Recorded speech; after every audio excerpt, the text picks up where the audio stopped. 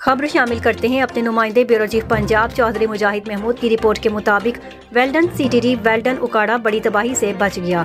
CTD की कार्रवाई, 2 दहशतगर्द गिरफ्तार। इंसदाद दहशतगर्दी फोर्स ने पंजाब में इंटेलिजेंस बेस्ट ऑपरेशन के दौरान कलअदम तंजीम के 2 दहशतगर्दों को गिरफ्तार किया।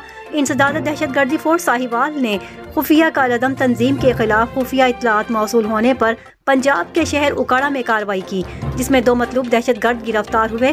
सीटीडी हुकाम का कहना है दोनों गिरफ्तार दहशतगर्द जिला डेरा इस्माइल खान के रिहायशी हैं, जिनकी शनाख्त रफीक और नईम के नाम से हुई। ज़राए इंसदाद दहशतगर्दी फोर्स का कहना था दोनों गिरफ्तार दहशतगर्द गरबी बाईपास उकाड़ा पर मौजूद थे। दोनों कालादम तंजीम के लिए उकाड़ा में दहशतगर्दी करना चाहते थे। सीटीडी का कहना है गिरफ्तार दहशतगर्दों से 5 हैंड ग्रेनेड और भारी मिकदार में बारूदी मवाद बरामद हुआ है।